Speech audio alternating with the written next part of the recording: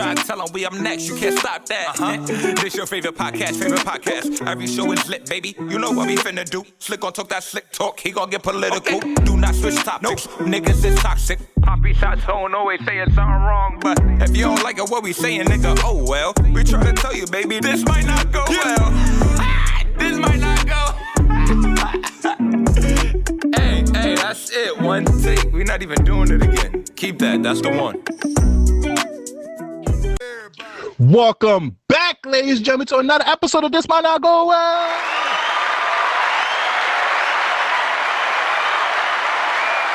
Episode 176. We in the building. You ain't know what it is. It's the host with the most, B Breezy, aka Poppy Size Zone. Yes. What's going on, everybody? It's your boy Slick Grayson. How y'all doing out there? First of all, we want to say RIP to Beat King. If you didn't know, that was Beat King outside. RIP to a Houston legend. But you know what you have to do. Please download our live podcast app on iOS and Android. And please follow us on all social media at This Might Not Go Well. If any brand deals, business opportunity, please email us at thismightnotgowell@gmail.com. Episode 176. How you doing, brother? I'm feeling okay. Thank you for asking. We missed last week. Had some family stuff to take care of, but that's on that front. That's cleared up. But yeah, man, it's cool. Two things I want to bring up before we get into the pod. First and foremost, health as well. We said RIP Beat King. I know you can't. There are some unexpected medical issues that pop up, but just making sure, especially fellas, just take care of your health, your mental, your physical. Get in that gym, take those vitamins, get that blood work done. Figure out how your body is working and what you need. I definitely have spent this paternity season getting my physical, my mental a lot stronger, so I can be like the best possible friend, partner, especially father, going into this new phase of life. And I've switched up a couple of eating habits. Trying to just take things a little bit more seriously, because again, you only get one body, you get one life to live, and you want to just do it at the most efficient way possible. So that's definitely been a big thing. And then keeping with that, my second piece is like, yo, bro, we talked about this off cam, but I was thinking about breaking up with my therapist, y'all. I love her to death, but I'm thinking that in this new phase, I feel like the problems I had a couple of years ago when we started working together, we worked through that to the point where I have a lot of great tools. And I'm thinking of things that I'm dealing with and struggling with now. I don't even say struggling with, but we'll use the word struggle. Let's not downplay it. But the things that I'm trying to work towards and build towards and become, I'm not necessarily sure. That's her expertise. Mm-hmm. But we're going to keep the wave riding, try to figure out what makes sense. I'm not going to make a rash decision, because I honestly do love my therapist. She's helped me through a lot, helped me become a much better man than the person I was when we started in 2018. It's been a minute. It's been a minute. 2019, whatever it was. I think it was 2018. It was pre-COVID. I know that for sure, because we worked together a while before COVID. But yeah, so definitely. I want to speak on that real quick. I think maybe we shouldn't look at it as a breakup. Maybe as a graduation. A growth moment. Yeah. Yeah, growth. Maybe you just you graduated and you just needed to see something else. That's a fact. It could be that too. So maybe a stepping up ceremony, just like, in a perfect world, I could have both. Like maybe I'll reduce our sessions to like once a month, just as a check-in, and find somebody else to deal with another once a month to kind of go through that. But yeah, man, that's the vibe I'm on right now. How you feeling, bro? I agree. Oh man, I was gonna make a joke, but now you talked about something serious. Now I want to be a little serious. I was gonna come here and be like, I'm feeling a little demure, a little demure, a little reserved, modest, and shy. But in all seriousness, though, I definitely 100% agree with you. I understand now wanting to speak to health professionals that you particularly identify with and just align with. And sometimes you just outgrow people. You got to outgrow each other. So I applaud you, bro. And obviously still take your time, go through it. But I agree with you too. I speak about Dr. Asia Jones so much on here, so I love her. She's kind of like an unofficial best friend of mine, to the sense, and she probably knows the most out of anyone in this world besides myself. But I definitely do understand where you're coming from. I feel like she was great for that moment in life for me, especially during that pandemic when I caught the first wave, and man, I thought I was going to die, and I had that shit for 6 weeks. So just from that and until now, but I definitely do feel like I can potentially add a lot of person to my health team. But also, you're also right too, fellas. Go get yourself checked out. Hey, if you're able to get that prostate exam, go get that. If you have to do a fit test, fit kit. If your toes curl, you not gay. Your G-spot back there. Your toes curl. You feel me? You gotta do a fit. If you don't want a nigga to put a finger on your ass, get yourself that fit kit. You feel me? Get your mentals up. Also, just check with your ear, throat, and nose doctor as well, because you never know what goes on in that. At least do some physical therapy too if you want to know some skills. Just yo, get ZooDoc. ZooDoc has like a list of a health team. You know, I just came back from my dermatologist today. She hooked me up with some foaming facial cleanser for my skin. I got my keloid checked out. So yo, we promoting health. Go get checked. You know what's crazy? Not to even cut you off too, but it's like, yo, even our podcast, like people make fun of it, you know, not us specifically, but just like, oh, you had a pod. Like for us, this is like mentally health. This is where we come to like just unpack all the wild shit we've seen and read about online, or you know, even if it comes off sometimes a little crass, it's like even because sometimes like, oh, we's wilding, but it's like this is how we engage. Like it even. I really be thinking about recording our pre-production session as bleeping out names. So this way people could go on the Patreon and hear what we really talk about. Like this is how we engage. Maybe not as animated in certain respects, but like do things that are stimulating for you that allow you to continue to function in those other capacities where life is a little bit hard, right? If you play a sport, I got back into playing ball. Shout out to Southside. Shout out to BBK. We coming for that chip this summer. Like just things that allow you to really get outside of yourself, get outside of your usual, and just refocus and recenter. Hell, even if it's like if you like going outside looking at flowers and shit, like do something. There's so much negativity and so much pressure and so many things. Like, of course, we're gonna talk about the presidential election and you know things from our childhood wrapping up and divorce and all this other crazy shit in the pod. But it's like so much crazy shit happens, but tomorrow is never promised. Tonight is not promised. The next minute is not promised. And it's like you owe it to yourself. You owe it to those immediate people around you, your friends, family, homies, to just really be the best version of yourself. So even if you only if I have 16 hours left, I'm gonna try to do something in those 16 hours for at least one or two people, and definitely myself, that really makes me feel like, yo, this was worth it. I could go have it. I think that's something I found this summer, is that like, hey, if it all ends tomorrow, I'm happy with what I'm leaving behind and where I left off. So yeah, I 100% agree with you. Shout out to my people's doing the run club. That's a fact. All the niggas running. Yeah. I'm trying. I ain't going for. I bulked up a little bit this summer. I might by next summer. I got y'all. Yeah, if y'all could change that time from 6 a.m. gang, I'm with it. That 6 a.m. call be killing me though. Shout out to all my peoples out here boxing. I know some people over here are even just participating in some type of activity, man. If you like to just walk around, go to the museum, just do what you do to make you feel happy, bro. You feel me? And stop waiting on other people. If you gotta do it by yourself, do it by yourself. It's okay. And it will come afterwards. You feel me? Once I guarantee you, once people start seeing you doing what you love, they're gonna either support or come participate. You feel me? That's a fact. Now, Slick, we got to get into some political slick news.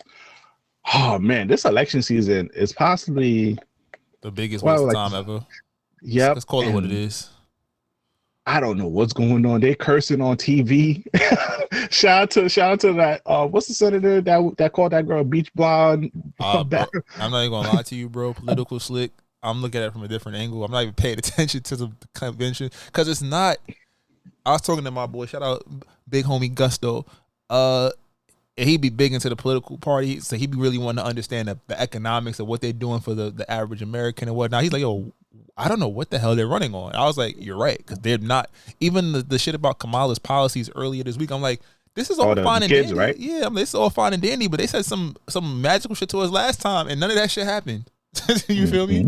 Granted, Trump talking in circles, so it's like, yo, I'll take a fake plan over no plan.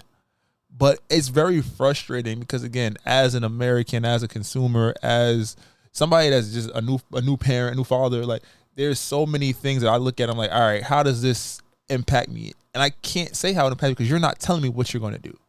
It's all the Democrats are pulling up all the celebrity appearances, the Obamas and everything. Like, go drop a quotable. Go hugging kids. Niggas love that. Like, and I'm here for black love. I'm here for power and stature. I'm here for those memories of what the country has been. But right now, we're not in that era. We're in a space era of a muted recession. Nobody wants to call it a recession. Market's doing what it's doing, but you know, we've seen crashes and things happen every other few weeks, seemingly. Food inflation, even though I saw a report the other day that said that there's no proof of food inflation. Nigga, pull up a receipt from 2 years ago. Not even before. Pull up a receipt from 2 years ago. Go buy the same stuff and tell me your price didn't go up a minimum of 30%. A minimum of 30%. Right? Credit card debt, student loan debt, interest rates out the ass. $300,000 homes are going for $600,000, $700,000, $800,000, depending on where you at. They selling homes for $1 million in Jamaica. Sheesh, bro. And it's like, I walked past this house. This house $1 million. I grew up the block. You feel me? There are things happening. Overpopulation, schools are overcrowded. Like, so many things are happening and no one is giving proper solutions. Oh, we'll take away this. We'll give you a tax credit for that. Cool, but how are we fixing the immediate problem? Right? We can't get proper food. I think. What you think about the child tax the $6,000? It sounds good in theory. They gonna do that. They gonna put it through. It's gonna get stuck. So anybody that's had a baby is not getting that shit. I'll be happy for $2,000 to $3,000, honestly. But it's just like the ideas are great, but we're not running on a platform for selling dreams anymore. Or at least we're at the age where we're not trying to hear dreams be so good. We're no longer I'll say we're not those optimistic 18 to 24-year-olds, but we're those idealistic 30 to 45-year-olds who are like, yo, I like the idea, but can you do it? Accountability, right? The Republicans, they got Hulk Hogan over here talking crazy shit. They got Amber Rose. They got Amber Rose talking like, bro, you're supporting people that want to take away abortion rights. Like, they're killing everything all the specificities of female protection they're trying to take away, and you're over here just capping your ass off. You feel me?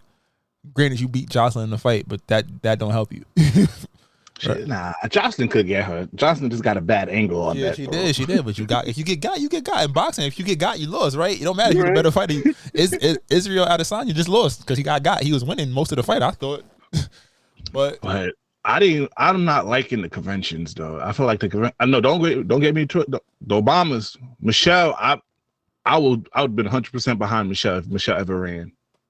I thought she was going to run this time around, at least as VP. Obama, once again, probably the most charismatic president we ever had. Maybe the best spoken public speaking president. I wasn't alive for, I heard JFK. Charismatic. I heard JFK is up there. LBJ is up there. He's probably one of the top 5 charismatic. Yeah. Shout out to them. I didn't even know they had the dude from Scandal be the host, which is kind of like, bro, what the hell? You played the fake president on TV, and now they have you hosting the convention. But like you said, I'm over the glitz and glamour. I'm over Hulk Hogan. I'm over Kodak Black and Fabio Foreign making a song with a feature from Donald Trump. I'm over all of that.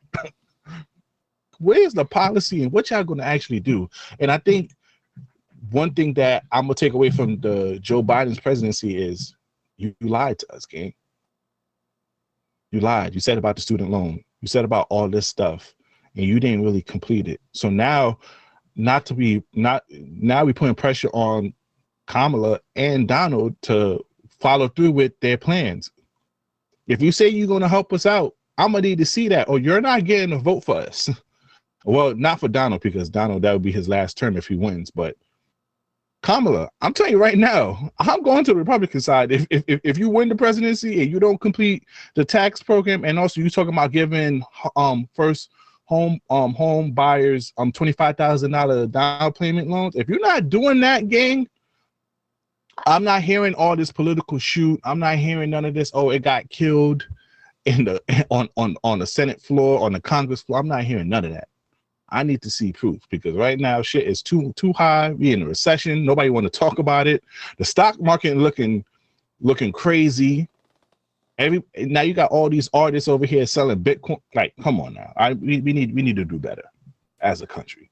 I can't wait until November comes around so we can finally know who's going to be in office, so we can stop with all these what I like to say, glitter over dirt antics, and we can finally get into what's going on, not only in this country but in this world. But Slick, speaking on just childhood things and getting stuff in order, Cartoon Network has officially been removed and shut down. That hurts. And moved over to Max. I feel some type of way now because we gravitated to the internet and some of these first early subscription services because cable and other things of that nature wasn't giving us the need. And I feel like now they just infiltrated this sector now and basically not only took over it, but just basically they made that shit not cool no more. Why everything is on some type of subscription now? I think that with the success of Netflix, what happened was all these companies definitely thought, like, okay, we make a streaming channel that's primarily our stuff everybody's going to run if they loved our content before. But what you realize is a lot of networks don't have that many successful shows. You feel me? Mm-hmm. Cartoon Network was lit because growing up, we're like we're the beginning of the internet. But before that, remember they had all the cartoons. So you had Cartoon Network, Disney, Nickelodeon. And you knew what times to watch them. Yep. You could watch Cartoon Network or Nickelodeon or PBS in the morning.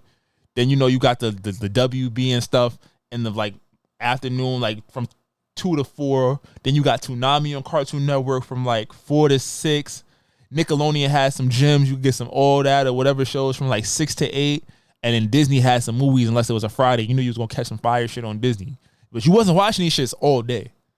And now it's like, again, everybody's wants to not only watch content but create content. So when you're doing that, you're not paying attention to what shows are. I can't tell you what's a Cartoon Network IP. I haven't fallen in love with a show directly on Cartoon Network outside of, say, Young Justice, and that was 10 years ago. And they canceled it. You feel me? Yeah. I didn't watch the regular show. I didn't watch Adventure Time. I've seen the ends of them.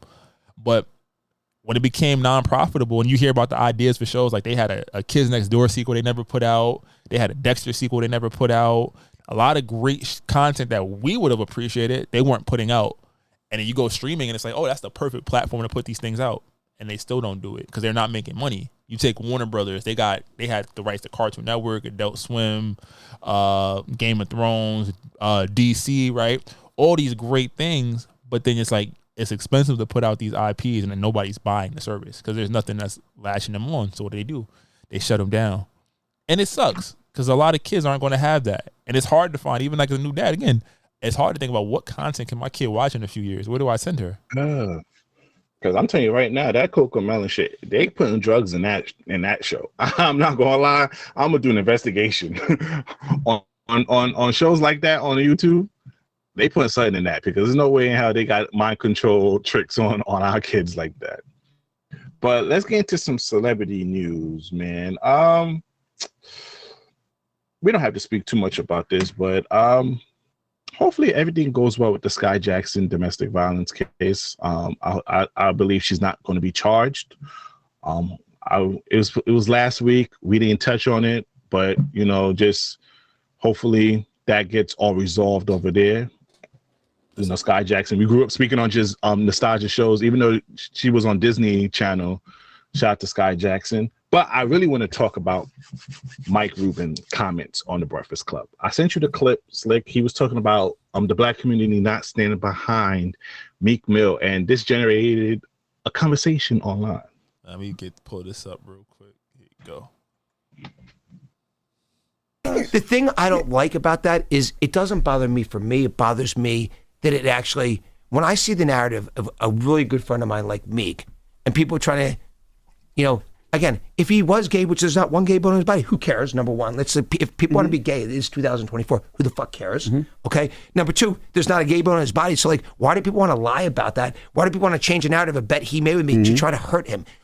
That is the one thing I've learned about, look, I'm just being blunt because it's me. So one thing I've learned about black culture that I don't like is that black hate on hate. Speak on that more. I heard you say that earlier, and I wanted you to expound on that. You said you don't like to see black people tearing down other black people. Yeah, it's horrible. Okay.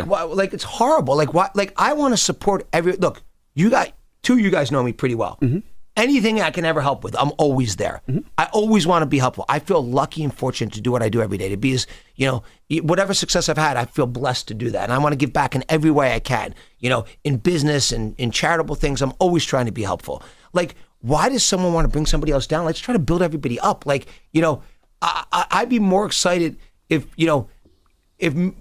I'd be more excited to see one of my friends do something that's 99% less meaningful to me, but it would be really meaningful to them because I want them to do great. I want everyone around me to do great. I don't like watching, there's a little bit, and you tell me, you guys correct me if you think I'm wrong. I think there's a little bit of a... Slick, I'm going to let you go off. I just want to sit here and say, right message, wrong person. Basically it. What you got to say, Slick? For him to have that, it's tough. To have that insight or outlook on the black community's engagement with us amongst each other. From the outside looking in, I can see his point. But again, like you said, it's a wrong message. Right, wrong person to give that message. Because again, from the outside, a lot of times it's discounted the impact and be like, oh, here you go again, blaming the system. Yes, because you think about that crabs in a barrel mentality that black folk have with each other. It comes from slavery. It comes from the system putting us against each other, where we have to compete against each other for one or two spots, right? And how do we cope with pain? We make everything funny. We gonna clown you, nigga. You did what? Oh, nigga, you gay. Oh, Slick made a joke about, if your toes curl when you get your prostate checked, you not gay, nah, nigga, you gay. Like, that is the shit that we do. We make light of pain in serious situations because it makes it more palatable, or it makes us feel better. Even if we don't think about the impact it may have on the next person, right? And for Michael Rubin, a Jewish man, to say that, it's like, cool, you can make your observation, but you said that on a platform dedicated for black people. Like we're gonna be, oh yeah, he said it. That makes sense. Like, no, you're preaching to a people that understand what we see that already. But we're not going to take what you say because, again, the shoes. You have power. Your community has a power where y'all can say things and do things, and don't have to worry about them. Whereas if we were to make a comment about your people, or we make an assessment about X, Y, and Z, we have to deal with y'all. And if we make a comment about our people, some people might feel us, but other people, it's going to still punch down. Like, who you talking about? You feel me? And that's the toughest thing about these conversations, because no matter who says it, if a black man says it, Dr. Umar, Charleston White, Nick Cannon, August Alsina, Obama, whoever, Obama would never say it, but you feel me? Trump, whoever, if somebody says that, no matter what, they can all say the same message. It's going to all be taken with the either, hey, you're not from here, so you can't say that, or that's black Americans. That's not us. That's not us Caribbean Americans. That's not us Africans. That's not, it's so much fractures and dissensions that, like, we can't even get to that. But there's only those fractures and dissensions because of what's happened systemically, and there's a big large role that's played in that. So a white man can't come out and say, hey, yo, that's a problem. Or yeah, it's the problem, but nigga, what you there's nothing you can do about that right now. It's on. It's like it's almost it's like somebody, oh, we're fucked. Regardless, and it's like we're going to tell you, like, yo, you can't. It's not your place to say that, and it's not his place to say that, and it's not because of him. It's because I don't want this podcast to get canceled because we can't speak on your community. Exactly. We've seen what happened once we spoke on your community, or we had anything that your community aligned to that we spoke about, i.e., Kyrie, and et cetera, et cetera. Y'all went full attack mode once y'all felt like y'all been offended. So, hey, sorry, your comment is justified, especially because I would like to give Michael Rubin a little credit because he did work with Meek Mill and Robert Kraft and the governor of Pennsylvania to do that law to help with parole, which that affects a lot of the minorities in Pennsylvania. So I'm not going to sit here and say he has not helped the black community at all. He has done his work. But respectfully, gang, we've seen how your community go hard and go about, us stepping or even mentioning or speaking anything that's going on in there. And I'm not going to lie, not to be on my Dr. Umar shit, Slick. We got to keep that same energy too. Hey, brother, you might be saying the right things, but you can't be the spokesperson to say that. Filter that information to someone that we hold dearly in our community if we want that part to get across. And I'm sorry, Slick. It's ignorant. Don't get me wrong, listeners. If you listen to this, it can be seen as ignorance, or like, oh, But respectfully, we seen what happened when we spoke or anyone from our community spoke on their thing, and see how we had to face repercussions for it. It's audacious if we speak on other cultures. So it's like this. We got to keep the same energy. I agree. I wholeheartedly agree. So now let's get into Marlon Wayan. So there's two topics about Marlon Wayan. Let's start with the DJ Vlad's beef that happens on Twitter, which was kind of crazy because he started tweeting late in the morning. I'm like, what's going on? So apparently during the interview with Ari Spears, DJ Vlad revealed that Marlon Wayan asked for $40,000 for the interview and 30% of all future revenues for him to appear on Vlad TV. Then Marlon Wayans responded on Twitter like, hey, I was trying to give him a deal, whatnot, which led to DJ Vlad speaking on the alleged negotiations, sitting here saying he finally found someone with 200 followers to agree with him. LOL. No one on this earth is going to pay Marlon Wayans $40K for an interview when he gets 100 to 300K videos on any platform he interview on. This guy is really delusional. Now, DJ Vlad, respectfully, fuck out of here. Like we're going to protect our community. We're going to protect the Wayans, the Obamas, the Carters. What's a prominent family in our community, Slick, that we gonna respectfully, we not taking no disrespect on. All the niggas. But you gotta give me some prominent names. The Carters, the Jacksons. We're not taking disrespects on the Jackson, the Carters, the Wayans, or any prominent black family in the community. So respectfully, DJ Vlad, fuck out of here. So I'm 100% behind Marlon Wayan rant on Twitter, especially calling out your homophobic comments and things of that nature. What's your thoughts, Slick? I 100% agree. I think that, again, no white man's going to tell me my worth. That's the first and foremost. And I think DJ Vlad has made it so that like he feels like he's a part of the he's created a market in the community, right? It's a very controversial market, but it's a market nonetheless. But I think he gets outside himself thinking that we really care about him and his opinions, right? Marlon Wayan's a legend in the game. He told you his price. You said no. All right, cool. Leave it at that. You feel me? You could get Boozy for $20K. Like Boozy said, he makes enough money to be straight off each Vlad interview he does. Right? You always find there's a new Vlad interview every once in a while. You get a hit one. Congratulations on that. You've made money off the black community. But it's frustrating because it's like you're really sitting here trying to like make Marlon out to be the bad guy. And I got Marlon, one of my favorite comedians right now, one of my favorite entertainers right now, because he does his shit. He don't care. Is he the best comedian? Is he the best? No, but he does his shit in a way that's like, yo, I'm rooting for you. You feel me? And again, you know how I feel about the white hip hop commentators that I can tell are just that I feel are just not tell, but I feel are just, pilfering off of the community. I'd be like, yo, bro, we don't need you here. What have you contributed that really is going to make a difference in 20 years outside of a couple of comedic jokes? Like the same shit that Rubin was mad about, you probably added to that value more than you have than, anything positive in our community. You could say you pay people, cool, whatever, that's on you. But remembering that as an African American, as a black man, as a black person, 99% of our status is tied to what the larger community views us as, and a lot of people get that view from some of your content. So if somebody wants $40,000 for you to go out there and ask questions or create whatever narratives and push whatever propaganda you want, then it's a small price to pay considering how much you're gonna probably make off of it. So it's cool. Okay, so real quick before we end this topic, I just want to say here, these families that we're not playing about. Okay, DJ Vlad, we're not playing against the Wayans, the Jacksons, the Morris Clark, the Simmons, the Smiths, the Knowles Carters, the Ross. Oh, quick question. Tracy Ellis Ross. You want to talk about that though? I was like, you 50, mama. Put him away. I ain't gonna lie. Put him away. Them shits looking right. They did look right. She fine, but I was like, mama, I don't want my MILF Magnolia doing all of that. That's me. Yeah.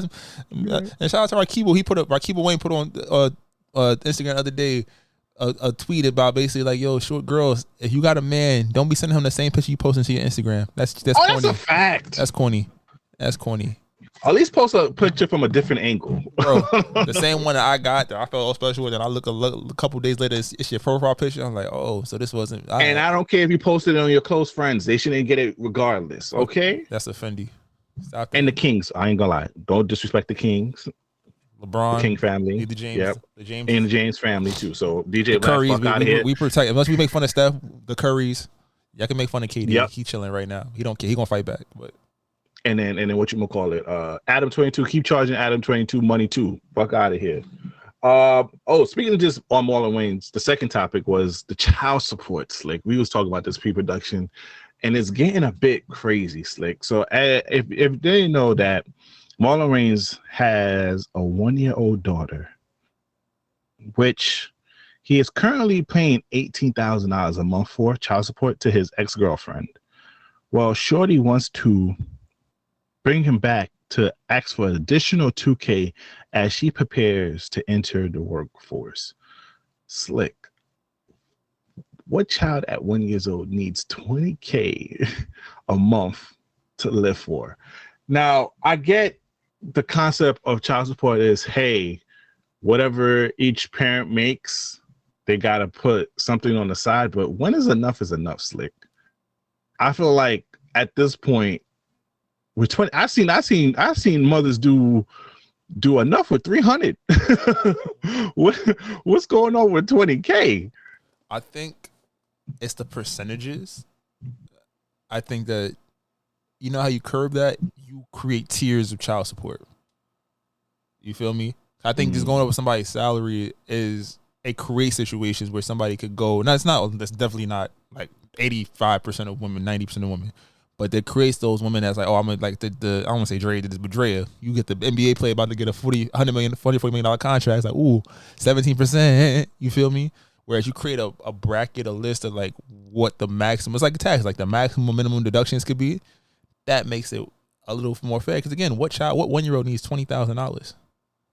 I'm funding the protection and love for and then again, to some people's point, there's no amount of money we put on a child, but at the same point, we know how much child care costs. We know how much certain things cost, right? I would say there needs to be like an independent agency that goes about and finds that we have different price ranges to go about, because that's all that makes sense. Or a debit card where we can see where the money is going. That's a fact. Like a special account, like it don't just go directly into your account. Yeah, because 20K, mama, that's over 6 figures, and you trying to go to the workforce. That means you're asking for 2K and getting 20K, and then now you about to make your own money too. Shorty about to live good. Like shit. I see how I be trapping these rich niggas. It's just salute. But Slick, this topic I had for last week, I was going to talk about Tyrese Marvin Gaye appearance at the Olympics, and I was going to be like, this nigga over here coming with a strap. But I can't make fun of him now because he gave us a lot of classic Breakfast Club interview where he spoke about a lot of things that a lot of men goes through, but we're not vocal enough on social media to give what the realism that he gave us. Slick, I know you had a lot to say about this interview that he gave. I just think it's refreshing to see a man with some success who's not afraid to be vulnerable. Black man at that, just not afraid to be vulnerable. And then, even though we get our jokes, like, what more do you want from me? That shit classic, right? But when you really think about it, like, as men, and we talk about it pre-production, we talk about it with the homies, like, it is really, really tough as black men to with what we go through and how we've been taught to deal with what we go through. It's really, really tough to find those vulnerabilities. Like, what do we say when somebody asks you, oh, I'm good, I'm all right, I'll be okay, I'm stressed? You might have one or two people that you can really go to, and even then you're not going to give them everything. You're not going to dump on them like, yo, this is XYZ, blah, blah, blah, blah, blah, unless it really gets there. But we've been taught to like, yo, I got to self-medicate. I got to just be quiet. I got to just, distract myself. I got to go make some money. I got to go, it don't stop. Nobody's checking for you when you go through these things. And Tyrese really painted the picture. Like, you ask the question, I'm going to give you a real answer. And don't be like that when I give you this answer. And he's fighting back tears like, I'm stressing. He said some real shit, bro. He's like, yo, I lost the relationship. Do I want her back? No. But at the same point, that shit hurt. Divorce hurts. Losing a child hurts. Losing a partner hurts.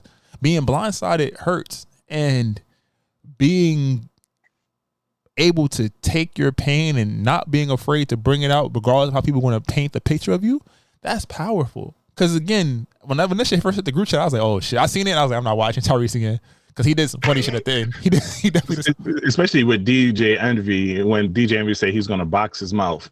I wanted to see what was going to happen. Like, I get it. And again, that's even on Envy's part. Like, that was funny in the moment. But it was like, yeah, like, he probably really felt away. And you understand that. Like, yo, like, you my man, you said some wild shit. Like, all right, cool. Now I gotta let you know. Granted, it's probably a better way to handle it. But when I seen you, that's what it was.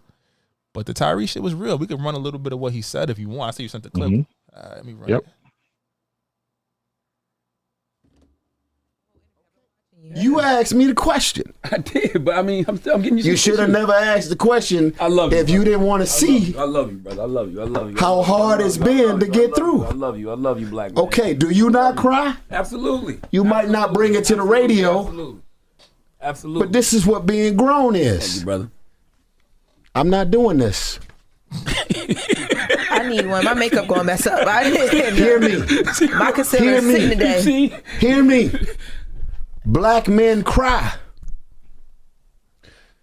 When divorces happen, women aren't the only one that are devastated. When a miscarriage happens, women are not the only one that you should be checking on. When you can't put food on the table because your career goes up and then it goes down, stop calling, skipping over the man, and just checking on the woman. This is real shit out here. I'm gonna wipe my own tears. Makeup. Messing up my makeup, Tyrese. I love you, sis. When you do things from the heart, it affects hearts. That's what beautiful pain is. That's real shit. Like, he literally. Oh, you didn't play that part where he took off his jewelry and said shit was that's fake? all I said. That's all I said. That shit is like, he a real nigga. That's gonna get there.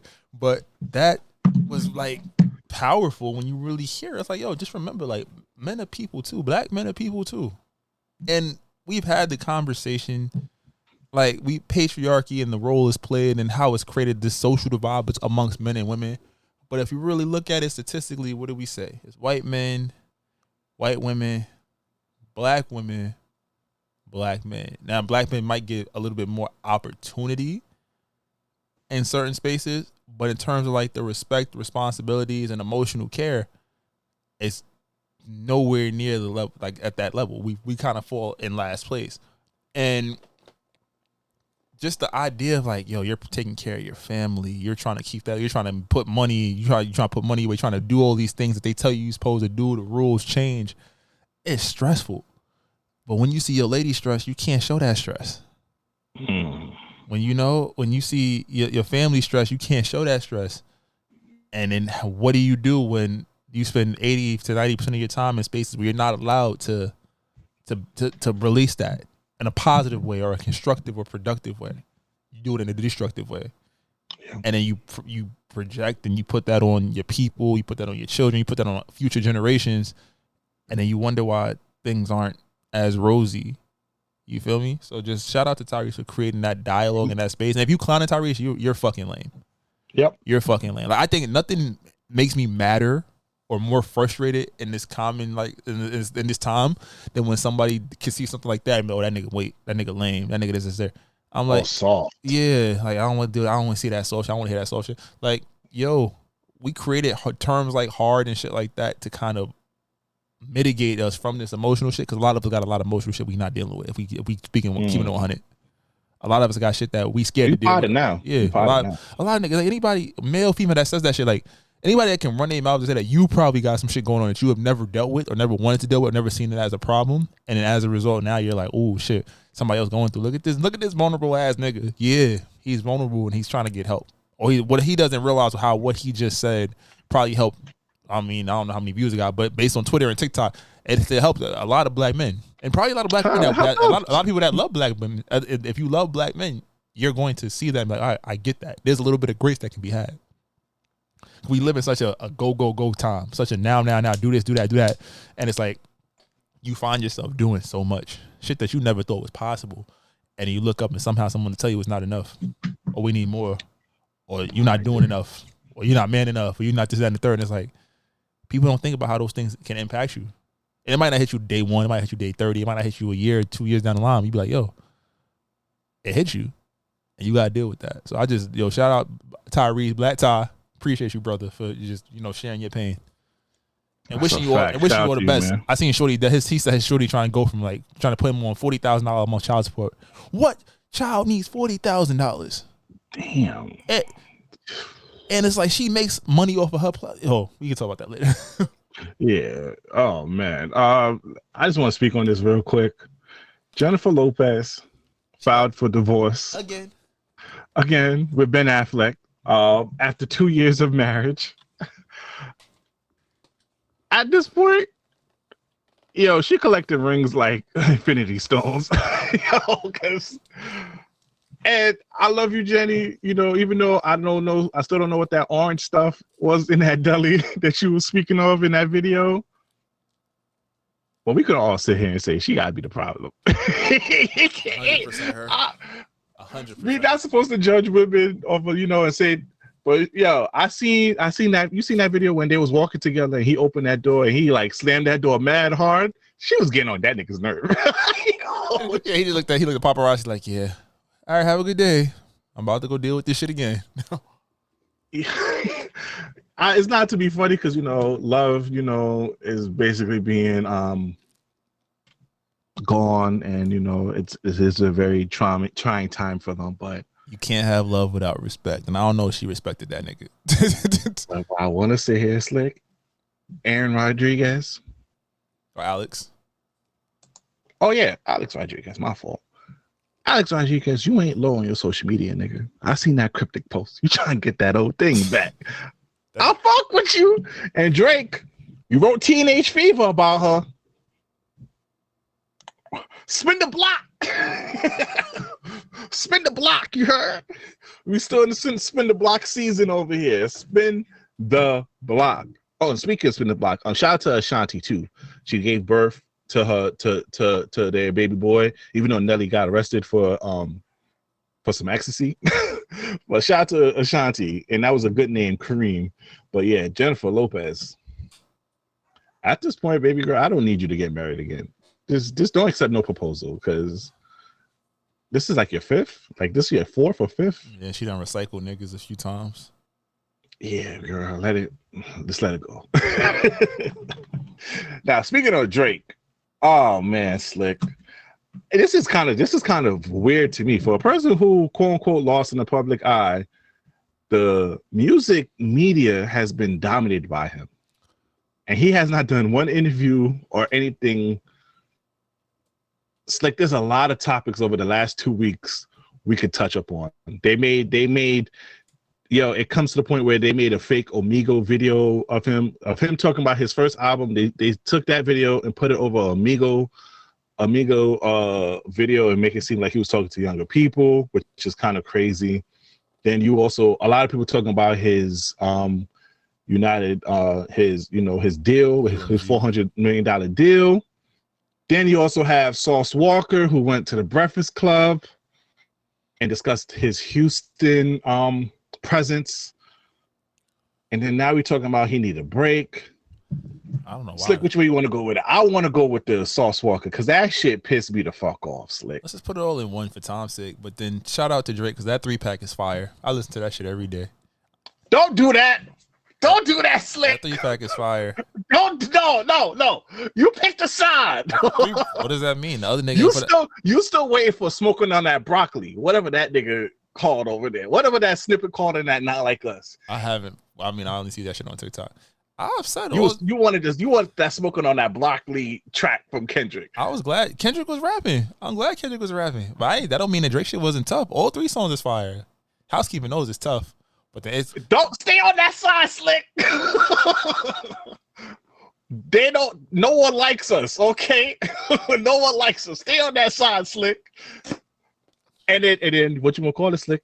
He's releasing the Benny the Butcher track that was released a couple years ago again. He's actually and he also released a Super Soak track without Lil Yachty. I saw that. And that caused a little friction online because they say Lil Yachty unfollow him, and then after that shit got put on public, he followed him again. So it might be murky waters in that friendship. He don't need Yachty no more. I think he does. He doesn't need and Yachty. Lil Yachty doesn't do well with interviews. He's been fucking up on his podcast and just speaking on just stuff in general. And Lil Yachty, Future was in Harlem remaking the DMX How's it going video. down? Yep, in Timberland. I never want to hear you talk about fashion again, little nigga. New York, we did this. Okay, we the Mecca, nigga. Okay, yeah, that's offending. The Sauce Walker shit, the Sauce Walker shit was weird because it was like, oh, he doesn't put on for you. I'm like, I can't respectfully. He got records with Bun B and Pimp C. He works with Houston producers. Like what? I can't think of too many Houston artists outside of Meg in recent years. He's written for Beyonce. He's worked with Travis. I can't name too many other prominent Houston artists. But I'm like, he's not jumping on there. Isn't Four Bass from Houston or Texas or whatever? Somebody is. And I'm just like, yo, why are you jumping in saying that Drake not doing nothing with these artists? He's always fucked with different artists and going to different places and sounds. That's important. But then saying like, oh yeah, he not fucking with it, even though it's not me. Like, it's not the time nor the place in order for you to be kind of throwing it out there. I mean, I don't know. I feel like we got to give Drake a little bit of grace. Just a little bit. Because there's no reason for this. He's catching mad unnecessary hate. What you think, B? I know you want to go in on the Sauce Walker stuff. Bro, what's going on, son? Because Slick, if he helps out, if he elevates an artist, he's a culture vulture. If he doesn't, he's a culture vulture. He's damn if he do it, damn if he don't. Slick, I don't know what niggas want from him, bro. How you asking a guy? Y'all sit here telling him no, he's not like us, but you not asking. Where's Travis Scott? Why you not asking Beyonce? Why you not asking Bun B? Why you not asking Scarface? Why they not promoting the niggas that's popping right now? Slim Thug, Trade the Truth. Why y'all putting the responsibility on Drake? And the thing about it that pissed me off is if Drake actually does do that, y'all gonna sit here and talking about he's still a culture vulture and he's still taking sauce and he's over here taking advantage of the rapper's rising star. Slick, tell me what my boy's supposed to do, Slick. Nothing. Fuck it. What is he supposed to? He's damn if he do, damn if he don't. I'll be an asshole. I'll go work with niggas from Dallas. And mind you, this nigga Sauce Walker been dissing him since 2015. They squashed it, and you go right back to diss him. You're not gonna get that feature, little bro. It's okay. It's okay, Sauce Walker. Even though you're a dope rapper, I'm gonna give you. I'm not gonna put smart on your lyrical ability. But it's like this shit getting weird now, bro. And I come with a hot take, and I want to hear what's your thoughts about it, Slick. Let's go back to Kendrick Lamar a little bit. Kendrick Lamar, you should be very happy that Drake is still dropping records. Because if he has went quiet the way people want him to go quiet, they would be demanding stuff from you. And I come with the hot take, Slick, is the reason why you are able to maintain your big three spot, not only because you make dope albums and your dope lyricists, it's because Drake has took the responsibility of feeding the community over these past decades that you don't have. So that means you can take your time and not feed people. You could feed people on your pace. If Drake really disappears and not put no music out after this beef, Slick, let's play a scenario. If Drake didn't release no music after this beef and let everything clear out, you don't think in 6 months people start turning on Kendrick like, yo, where's the music at? I mean, I could probably go a little step further. I think the hip hop dies out mainstream wise in the next 6 months if Drake doesn't put out music for a year. Only because he got the ear. He's going to, when he does jump on a track, even if it's not credited, it makes radio pick it up, so you get a different audience that's hearing your music. But then also too, it's like, again, to your point, Kendrick don't drop as frequently. When he does drop, he's not necessarily dropping radio records, right? Cole Cole had a moment where he was putting out great projects, but not because of the way he played the beef. There's no telling how he's gonna be received when he come back out. Sean was going through. I don't want to say he fell off, but Detroit too. He was inconsistent. Yeah, it's like they was waiting for you to break through. Then you break through with Dark Sky. You get the second. What's the album after Dark Sky? I love that album. I forgot the name of it. Wasn't it Detroit 2? Nah, there was another one before Detroit 2, because it was Dark Sky Paradise. He had the joint with I decided was tough. That's Hall of Fame, Double or Nothing. I decided it might be my person, the album of his I connect with the most. But then Detroit 2, the Double or Nothing, like those sorts, they were cool, but they didn't necessarily have the staying power of his previous projects. Wale, he'll come every 3 years, he'll have a good couple records, but there's no one that's carrying hip hop over the threshold into mainstream. You feel me? So I think that hip hop would struggle. Even look at the charts now. Like, but outside of Not Like Us, there aren't many hip hop songs that are, even if when they drop, you got the girls, you got Doja, you got Meg and Megan Glorilla. When Cardi decided to come, she dropped something. But it's like, in terms of male hip hop and mainstream appeal and crossover, nobody's doing it like Drake. Even Travis. Travis got that fan base, but it's like his singles aren't having that much staying power.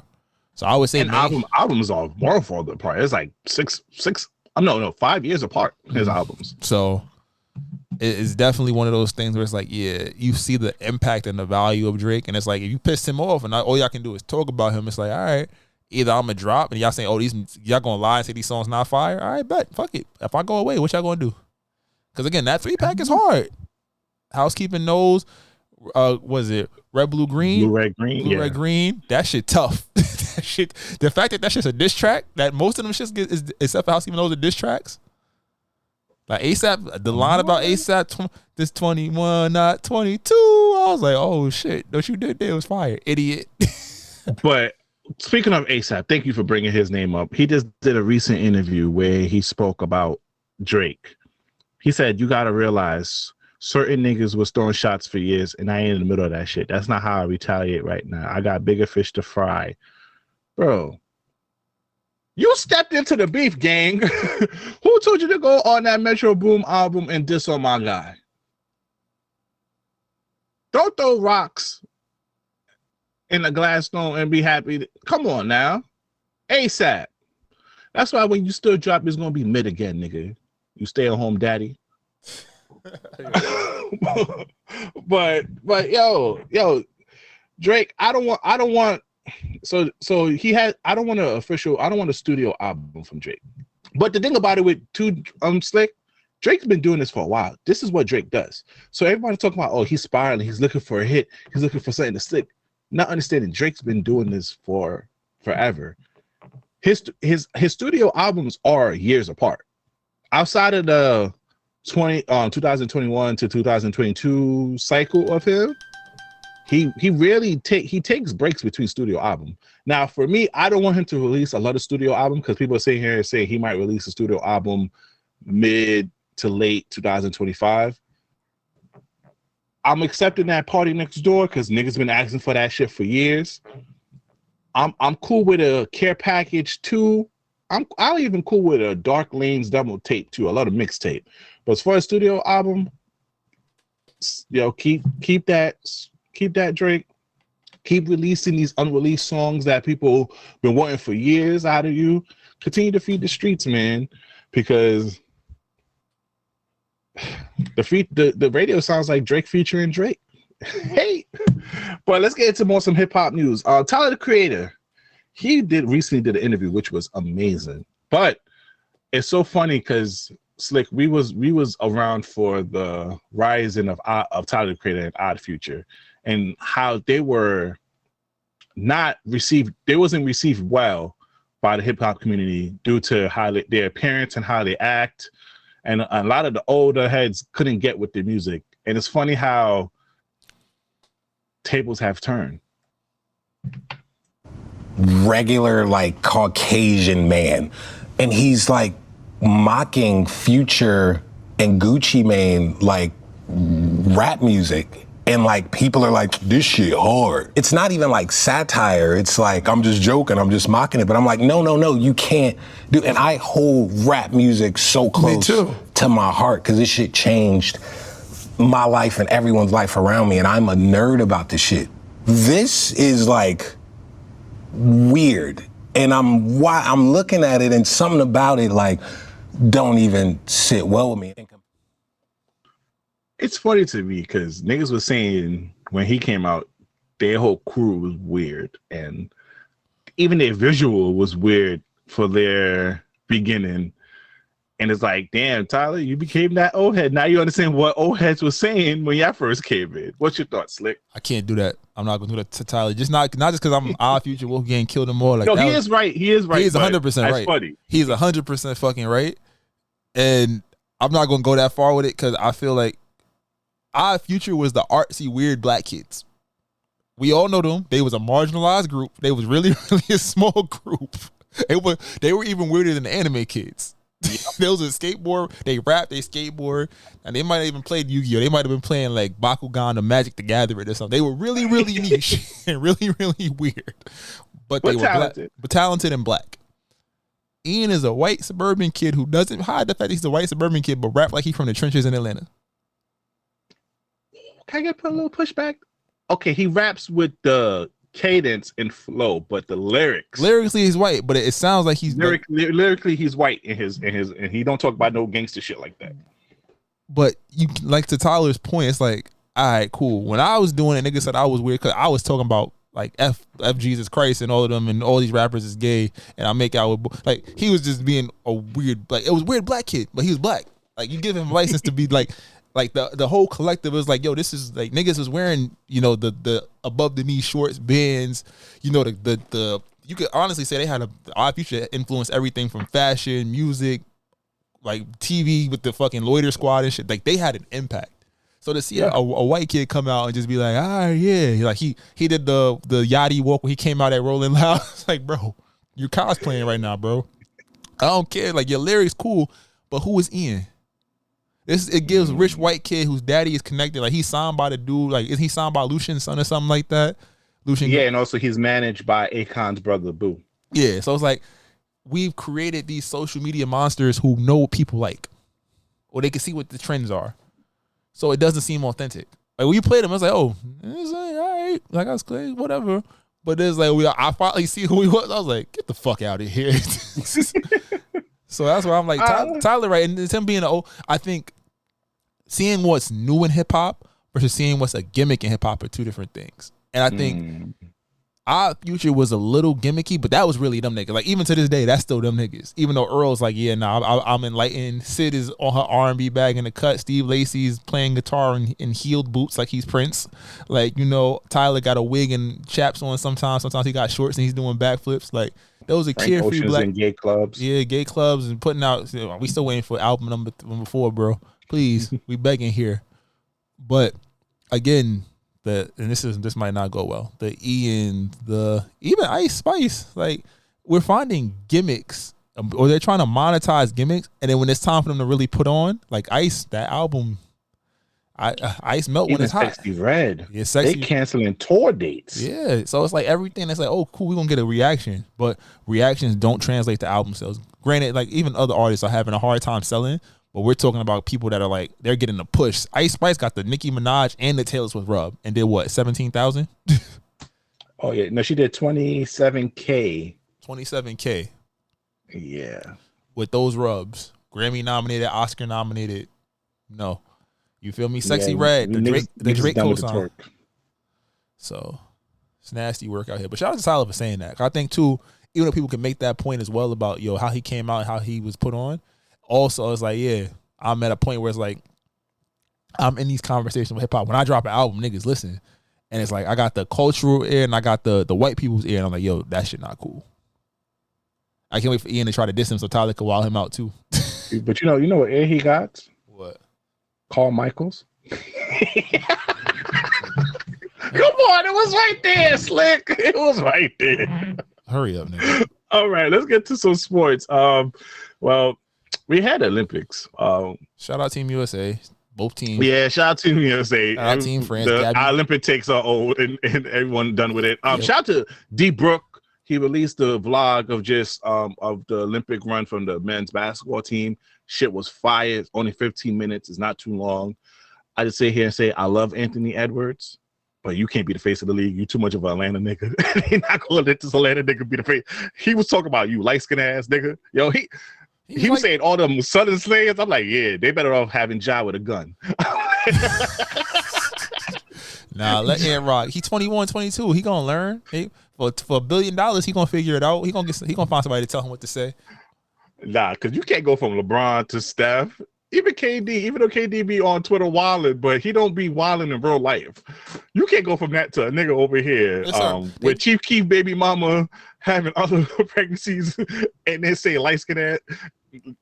Nah, bro, they're waiting for Cooper Flag. When Cooper Flag gets there, all be right. They'll have that's a fact. They'll have the white bread American boy. He probably a problem. They're gonna have the even if he's just okay, even if he's who's somebody that's top 30, even if he's Mikal Bridges, respectfully, he will be the face of the NBA on a marketing front. Real quick, yo, stop playing with Ice Cube, man. Niggas needs to stop trying to deny the big three. Shout out to Michael Beasley. He won the Finals MVP, and I think he should still be playing in the league. That nigga is too cold, and he should be on that 3-on-3 U.S. team. And then hopefully in 4 years he's not too old and he could play, because I don't know why we had Jimmy Fredette and that shit. Hey, what's it called? Because again, we talk about the rules are you got to do all the qualifying and shit. So I think any semi-retired NBA player, free agent that's trying to get on the team, I'm like, yo, what's the USA paying? I'm going to these tournaments. What y'all giving? If I can maintain my lifestyle, I'll go play. Isaiah Thomas, go out there and kill, bro. I know you just had a workout or whatnot, or like guys that just like the big three guys. Beasley, I know you can't smoke weed in the Olympics, but shit, like, you know, tighten up for a little bit during competition time. Yeah, it was only a couple of weeks. Just speaking on Ice Cube, he announced that that the Netherlands accepted his challenge, but now FIBA stepping in and basically stopping that challenge, even though he is providing housing and food and money and also a prize. They're trying to stop that. And I'm just like, yo, the NBA is trying to stop him. I'm like, bro, y'all should be saluting and supporting the big three. Why y'all even doing that? Because they're not getting no money from it. You gotta understand, it's big business. If you can't make no money from it, they're not going to support it. And then Ice Cube has said, even behind closed doors, they've tried to They've tried to like backdoor his brand deals, backdoor his sponsorships, tell people like you can't fuck with him and fuck with us. So it's one of those things, brother. Shout out to Angel Reese. You feel me? Reese's Pieces, yo. This shit should have been done way long ago, a year ago, bro. But shout out to y'all for making her a brand ambassador. Yeah, and shout out to the WNBA too. I saw the Las Vegas Aces versus the New York Liberty. We won. Shout out to Liberty gang. You already know what it is. Yeah, shout out to Ricky Jackson from the Sparks. Love you, boo. Number 4 pick. And then Colin Kaepernick. Come on, Gengo.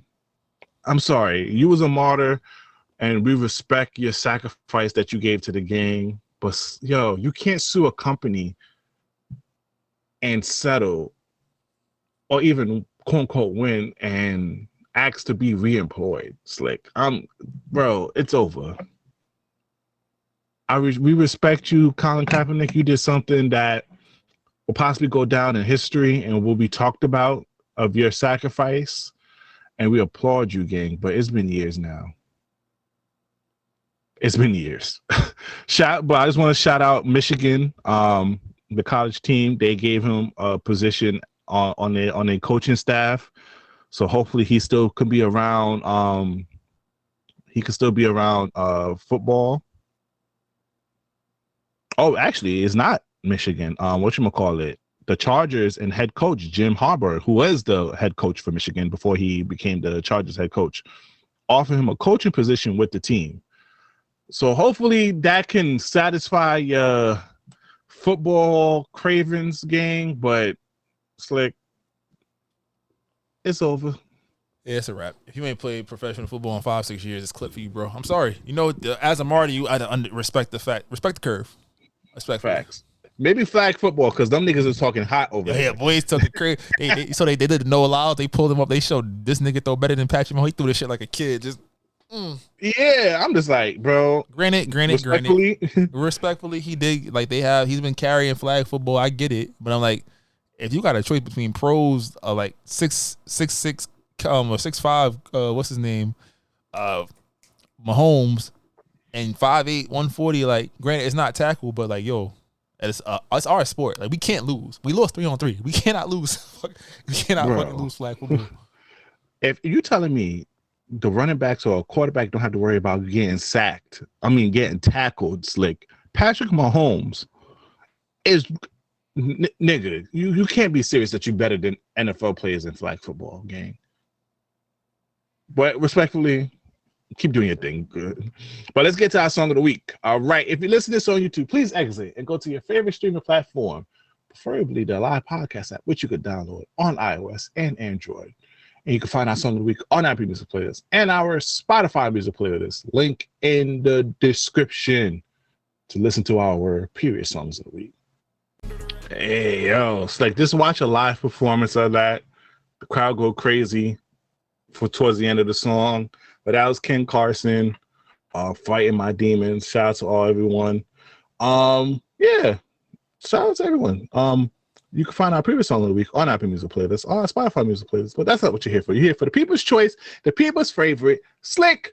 Drop it. I can be toxic, but so what? You gonna love it here. Shit, fuck is you talking about? We have fun over here. It's very fun here. And it's fun indeed. Welcome, ladies and gentlemen, to the Toxic Service announcement. This week's TSA is sponsored by the one and only Heart of Moisture. This Might Not Go Well podcast is sponsored by Heart of Moisture, your most trusted distributors in all things beauty. From hair products to wellness tools and more, we provide you with access to beauty supplies from wherever you are.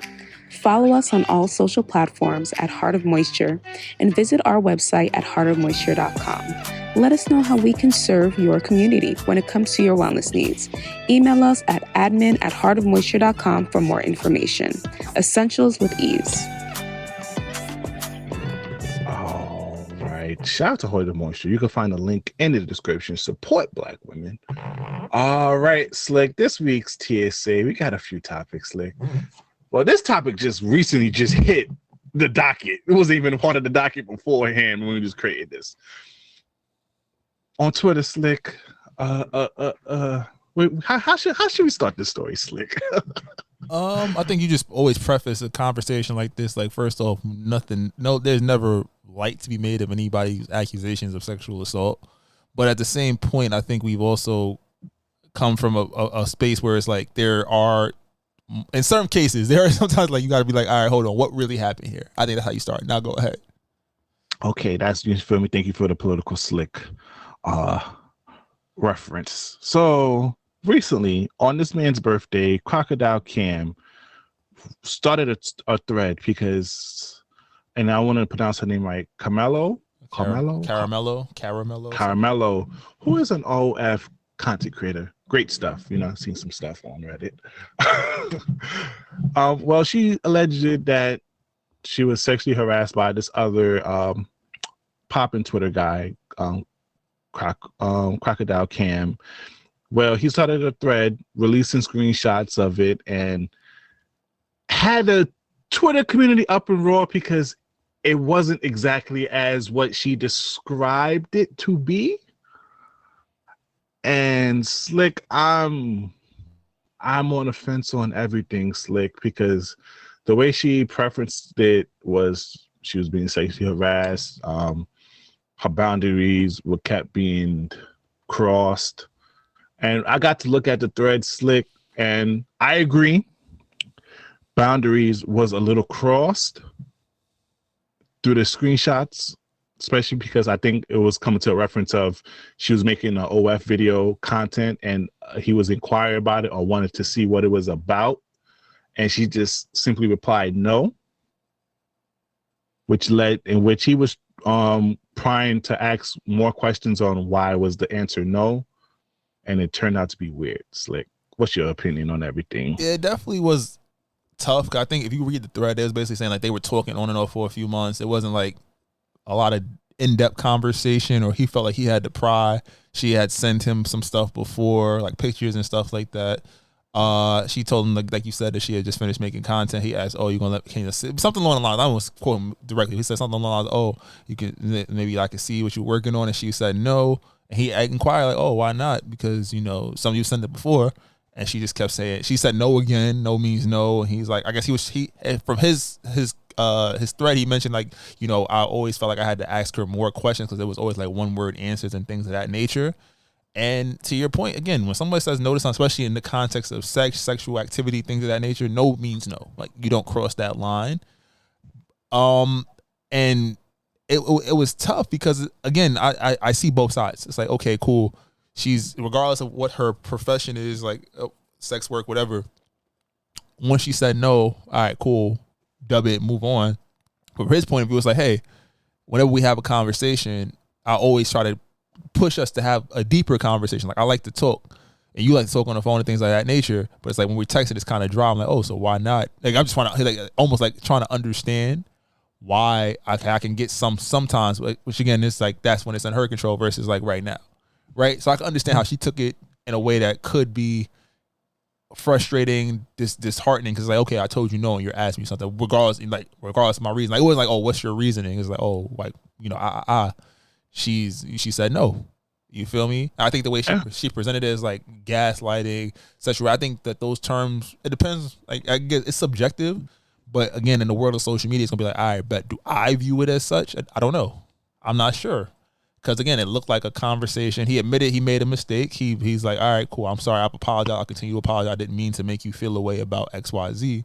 I was really just trying to understand what's the difference between, you know, this stuff that you sent me before and what's happening right now. Yeah, because that's important to mention that prior to all of this, she was just sending him pictures.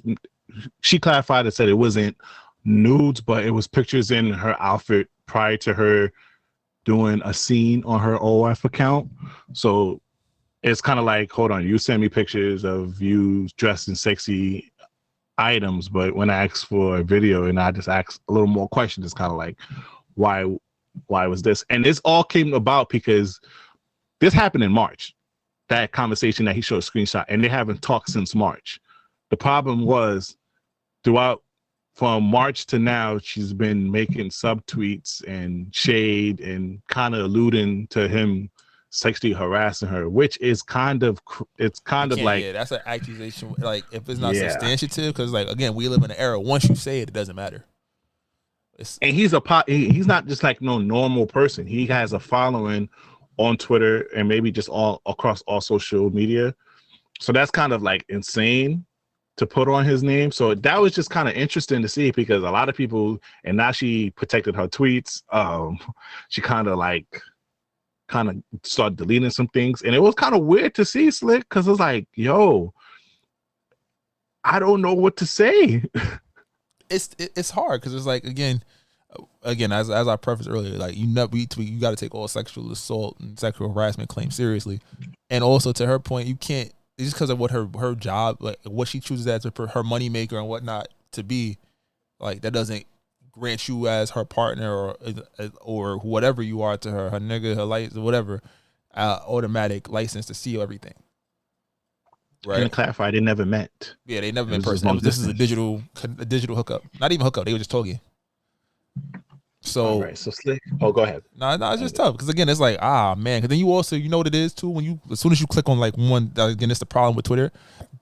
You click on one thing about a topic, you're getting mad random tweets. You're like, what? How did this person feel this way? How does this person? Because a lot of niggas is like, oh, man, fuck out of here. You just better, you showing the world. I could go see it for free. I'm coming to you about it because I'm thinking we straight. And then some women are like, yo, some of them on the same side of men like, yo, you're wilding. Or some women are like, yo, it doesn't matter. She said no. It's a dub. It's a lot of y'all. Y'all got the same niggas that said, oh, your wife can't turn you down for sex. And I was like, yo, it shows that wide disparity in how people look at a topic, which was really, really intriguing. Just like where we are currently as a community. Oh man, Slick. I do want to have some jokes, but this is too much of a serious topic. I'm gonna keep my jokes on the Patreon. That's fair. That's fair. We'll follow up on Patreon if y'all want to really hear us get out of pocket. Because I'm just gonna leave this here, Slick. Oh shit. Sex worker basically told Buddy she don't bring work home. And then the bathroom said, no sex with me. That's it. I'm sorry. That is basically what she said. She was like, saying, no. Shop closed. No. After business hours, try again tomorrow. Sorry. Just move on. Again, you take prayers and healing energy to everyone. I'm gonna defend you though. I'm gonna defend you because in reality, it's like we making fun of him. It's like, damn. Oh yes, because bro, what the hell did you think? You doing a long distance relationship with an OF content creator, and you upset that she didn't want to send you a video game? Mind you, you could have just subscribed and see the actual video that she was working on too. So which was like, but.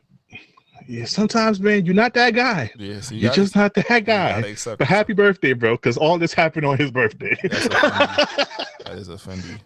Oh, man. All right. For all my Demure shorties, I don't know when this shit popped up, Slick. Slick, tell me when this shit popped up. I swear, 2 weeks ago, this shit wasn't on the timeline. All this Demure, whatever, all this. Now girls are all talking about they want to be modest and shy now. What's this the whole Demure, whatever this shit's called over here? Y'all demonic. Fuck Demure. By seeing your ass cheeks on your IG, you're not Demure. It's okay. I've already seen like 85% where I'm going with this. Cause where the hell this come from? I'm telling you, every 6 months they come up with a new word, Slick. It's not yo, we always clown shorties for not being funny, but yo, shorties, y'all creative as shit. Every 6 months, y'all come up with a new word. They don't even come up with. They find a word that's been there forever and just find a way to apply it to stupid shit. Bro, sassy, gaslight. What else? Period. Like y'all come up with some. Y'all know how to revamp some shit. Shout out to y'all because I saw this shit came out of nowhere. Yeah, I'm very much Demure. And then I'm looking up the word like, yo, what the fuck this shit means? It just means reserved, modest, and shy. And I'm over here like, none of you bitches on social media. You can't assign something to yourself because as soon as you assign it to yourself, it's like, yeah, nah, that ain't it. Yo, and then also just, you know who not Demure? All these pandering ass niggas. Slick. This goes back to episode 40. This nigga that we talked about in episode 40. Derrick Jaxn, you still doing this shit, gang? He's still doing this shit. Gang, you had this girl wearing the helmet of salvation. The helmet of salvation had this poor girl looking like a war veteran over here. And you still pandering, my nigga? We know you doing it for the coochie, gang. And I want to take this time to talk to women, Slick. If a nigga agrees with what y'all saying about guys, that nigga lying. He's definitely, he hasn't made it to where he hasn't found salvation yet. I'm telling you right now, if any nigga that you met that agrees with this whole the 3 6s that y'all be talking about and all this high standards, and he don't have no pushback, he telling you, yeah, guys are just not meant. Baby girl, he just wants some box. He just want to fuck, mama. I'm sorry. He's playing the typical game. You feel me? I don't respect the game because it's like, nigga, you fucking up the ecosystem when you do shit like that. Because girls all believe in like there's niggas like out here like that. But Derrick Jaxn, you still on this bullshit, bro.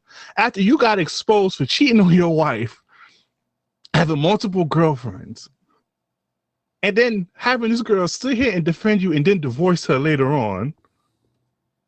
Slick, what you guys do for these pandering niggas over here? I just laugh. I just call it what it is. I just laugh. You want me to play the video? And this nigga on TikTok, Medusa, what's this stupid nigga name? Medusa Judgment over here, Slick. He sat here and made I want you to read his bio, Slick. I just want to say his bio real quick. Where's this nigga bio? Where is this nigga bio? Because off the rip, Slick, just off the bio alone, he says that to trust men is to basically not get into heaven, basically. And I'm sitting here looking at this nigga like, wait, nigga, you're a nigga. And I'm like, yo, shorties, y'all listening to niggas like this? What's going on, Slick? It's a dark world we live in. What's going on, Slick? Can't just bag a shorty with your personality no more. You got to pander. So basically, niggas is lying. Basically. Oh man. All right, Slick. But just wedding season is upcoming, Slick. I sent this on TikTok. I want you to hear your scenario because you are a fiance, and I pray that you don't do this when it comes to your wedding. Which one is it? Is it shorty with the dreads? No, it's the guy. You sent it on TikTok, but I sent it on Twitter. But I labeled it. I was trying to find it now. Hold on. You know we got mad shit in this damn DM. Set the scene for the people. So basically, this man was getting married, and he basically had this proposition for a guest. I got you. Let's run it. All right, TikTok, tell me if I'm tripping or not. So me and my fiance, we are getting married, right? And to be a part of our wedding, you have to pay $450 for a ticket, and that's for each guest. So we invited friends and family to our wedding. Tell me why everybody that we invited has declined the invitation. We already have spent $100, maybe almost close to $200,000 on the wedding. We have already pre-ordered the cake. We already put down a deposit for the venue. We've already got the wedding dress, everything. We pay for everything for the wedding, DJ, photographer, everything for the wedding. And what I don't understand is that y'all spend $400 more money on stupid stuff, but you can't come out to support your family and your friends at the wedding. Like, tell me if I'm wrong. Tell it, like, is we wrong? We like, let me know. Let me know. Because y'all pay for tickets, Beyonce tickets, $1,000 tickets. Y'all going to go meet Chris Brown for $1,000 something. But when it comes to your friends and your family, you can't. All right, nigga, you wrong. And respectfully, your wedding is not no damn Chris Brown concert or Beyonce concert. I'm about to say, nigga, I know you already. Nah, he wilding. $200,000. That's the problem, though, bro. And I'm letting you know now for $400. I'm getting married in that bitch. I'm gonna say I do. For that you hit me with that 40. I'm gonna let you know. You know what I mean when I say I'm gonna see. You know what that means. I'm texting you day of like, yeah, bro, my fault, fam. I ain't got it right now. I couldn't do it. I don't feel good. That's what nasty. Is going on? I mean, I do know weddings are expensive. Absolutely, but you saying like a nice wedding is probably gonna run you. It might be 50 to 100. You went above and beyond because you assumed that people were going to, help you front costs. And that's something you put out there early. You don't pay for everything off rip and be like, I bet this is how much we paid. Like, this is what I need y'all to do. Like, for $200,000, divide that by $450 a person. They need over 400 people. They need about 445 people who come just to break even. Shit. So let's say, even if they got half of that, if they got 220 that pull up, you still out 100,000. This was the bad investment, and I think that's the problem. Some people like to show off, they like to flex. That's cool. Have a nice honeymoon. That 200,000 could have been put as a down payment on the crib, and then you could have went on a fire ass honeymoon and did something really modest. For me, as a fiance, it's like I love the idea of having a nice wedding, but I don't love the idea of debt. I hate debt. Debt is nasty. Yep. Fighting the guy that shit now. So imagine 200,000. Oh, our niggas gonna say no, and then you get mad, and we can figure it out. But we ain't doing 200,000. I'm gonna tell you no, or be like, I'm not into it. I'm good. I'm gonna look at you like, how we need that. Yeah, respectfully, I would just say, come back for our 20-year renewal. We'll do a lot of wedding in 20 years, and I'll save up for that day shit. If I'm asking, I'll put it this way: if I'm asking you to come out of pocket for my wedding, it's because we're doing destination. I want you to get a vacation out of it. Now that I'll pay $450 or more for. Yeah, like I went to a destination wedding like 2021. Me and wifey went, and it was fun because it's like, yo, you get there, you got a couple of events you got to go to, and the rest of the time you on vacation. You are enjoying yourself, all inclusive. You get to go to food. You getting better food than the regular food because you go into the reception dinner. You go into the cocktail hour. You on the beach, so you don't got to wear like a hot ass suit unless you in the wedding. You allowed to kind of dress down a little bit. Again, I think that's the route that you take. You don't just, I'm not paying $450 to go up the street or go to that nice little country club. I don't give a fuck about that. But you tell me, all right, I'm getting an experience. Me and wifey, like, yo, somebody's RE get married, and he's like, yo, we going to Lake Como or whatever. I bet I'll shell out $3,000 because then guess what? Me and wifey out there, we're not just there for the wedding. We out there for a week. Mm-hmm. You feel me? It's like, all right. But I'm paying $450 for a plate, nigga. That's a fact. Ain't no salmon in the world that good. at least if I go to the steakhouse, I'm getting like some top shelf liquor. Like I'm getting the experience. I'm getting grade A service. It's intimate. Like it's weird. Like anytime I've had a $450 like something I paid for it and like outing, it's been lit. I ain't never paid $400 and been mad as fuck afterwards. Right. Yo, to be honest with you, a famous artist got to be performing, and that's probably why you asked me for that bread. And it got to be a whole concert, my nigga. You better have your shit in the stadium, and then after y'all do your I-do's and shit, that's a whole concert. Yo, that's a car note. That's a car note. I'm paying you a car note to come to your wedding because I'm invited to your wedding. Nah, like I said, if I'm going $450 for a wedding, that's me. That better be me and wifey combined, not individually. Mm-hmm. That's part of your gift. I'm probably buying you something that's $100 to $200, depending on how much I fuck with you. And her fit, probably like another $200, whatever. And then $50 for the tip. Because we not talking about the outfit. Because I'm gonna have to come there in a suit. Yeah, like some of these weddings have dress code themes or color or dress code. So it's like you can't just pull. I might have to purchase stuff. Yeah. So that's what I'm saying. Like, oh no, he wild off. Yeah, nah. You get $150 to $200 for your gift. You getting another $200 for the fit, or and then whatever love. I'm probably tipping the servers. You feel me? Or buying buying like a nice bottle or a cigar or blunt or something that we can kind of go off to the cut. Like, yo, let's get this. Like this is us right here. Let's get lit. Let's have fun. Facts, because I'm like, my nigga, I could do it $450 on a one night thing. My nigga, like go to Hunts Point with a bottle. Yeah, bro. Shit nasty. Like what? Like $450 right now. I'm getting a second car. I'm leasing a second car. Nothing nice, but I'm getting something where it's like, all right, cool. I'm gonna see this $450 every month. That's one day. Bro. Niggas don't make $450. Some niggas don't make $450 in a week. If you really look at some of their numbers. Yeah. After gross pay? What the? Nah. Bugged out, gang. I'm sorry. Your one is not. It's going to be 2 people there. Matter of fact, 4 people. I'm going to be respectful. Yeah, the parents. The parents got to go there. My mother would definitely be like, all right, I'll see y'all when y'all get back. And watch the baby. Facts. Is there a virtual option? Yo, stream your wedding, gang. I'll be in there. I'm about to say, I'll send you some coins on the TikTok stream. But it's like, before we get to I choose once, like I just want to. I've been prolonging this topic, but I just want to do this real quick. This pre and post date. Check the Twitter DMs real quick. There's certain requirements now, Slick. I'm just like, what's going on, Slick? What's going on in this world? I got you. Okay, so I just got into my car after going on a date, right? And let me just tell you something. I don't know what the deal is with like men now, but I had told him prior that I will be having pre and post date expenses, and is that okay, and are you going to cover them? And I don't know if he wasn't listening or like what the deal was or whatever, but when I handed him the white envelope, he looked shocked, and then he opened it and it's receipts. Hello, pre post date expenses. Hello, like what kind of females do you be dating? You know what I'm saying? So anyway, so I handed it to him and he literally looked shocked at me and said, I can't cover this. It was $478 for pre and post date expenses.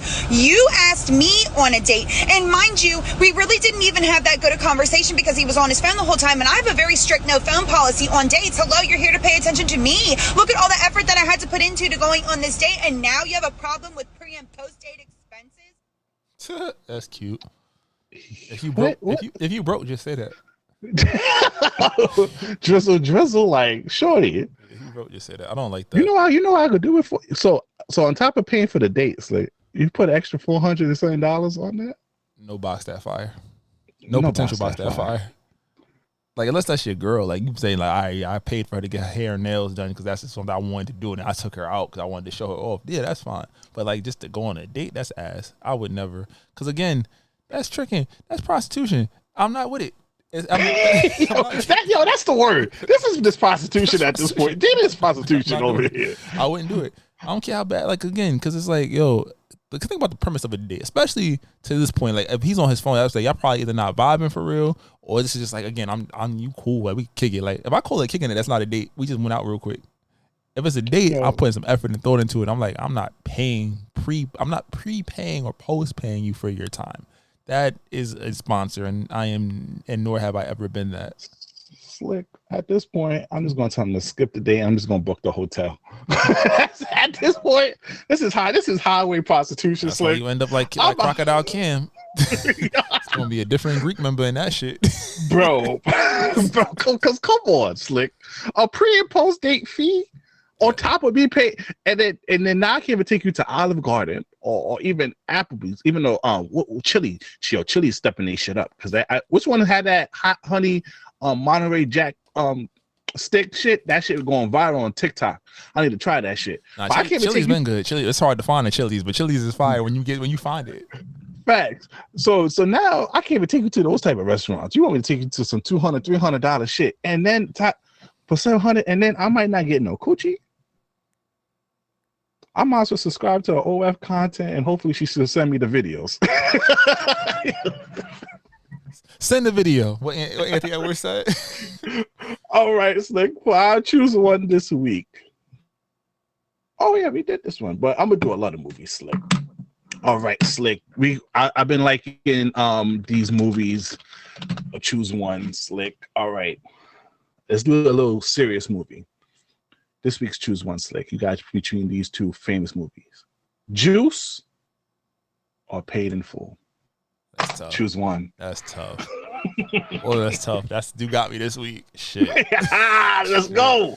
Shit. Oh, fuck. Juice is a classic, and Paid in Full is a New York. Oh, wait, both of them is in New York. I'm gonna rock with Juice just because there's no more iconic line, and you got the juice now at the end. What, in Paid in Full? What's the Paid in Full line? Paid in Full? Yo, anyone talk slick about me? when he in the car crying? Come on. Paid in Full lit. Paid in Full lit. I just feel like Juice, I watch Juice more. I think Paid in Full, I'll never forget, because in college I had the room where randomly niggas who we was cool with but didn't really hang out with often would come to the crib, and somehow, some way after a dorm party, niggas would be in my room, we all be watching movies. I'm like, how the fuck did this happen? I just want to go to sleep. And one night niggas put that on. I was just like, all right, I guess we all watching this shit. It's like 5 people in my room. Come on now. What about Mitch when he said, nigga like me, I love the game. I love the hustle. Come on, Slick. You're not giving Paid in Full as chorus, my nigga. Everybody was talking about Money Mitch. Come on, Money Slick. making Mitch. Nah. And then when Cameron was hitting that shorty in the camera, come on now. Or even Ice, I'm broke. You telling me Paid in Full don't got the quotables? When Mitch was talking to his Uncle Ice, I'm broke, baby. I ain't gonna lie. I love Juice. Raheem's dead. Someone shot him. I ain't gonna lie, that shit hit. Raheem's dead. Someone shot him. I gotta go Paid in Full, man. I'm fine with that. There's no wrong answer here. I'm Juice for me. I might go watch Juice tonight. Now that you mentioned, I'm going to sleep as soon as I upload this shit. I'm gonna go with Paid in Full. I'm gonna go with Paid in Full because like that was a staple, and niggas shot Cameron behind that movie off the rip. Niggas in DC shot Cameron after that movie, Slick. That shit got over with after that. They hated that nigga character so bad. They shot that nigga after he made that movie. Tupac really became Bishop in real life. What are you talking about? There is no hit him up without Juice. Tupac was chilling. Digital, it was over. Digital Mafia, all of that. And nah.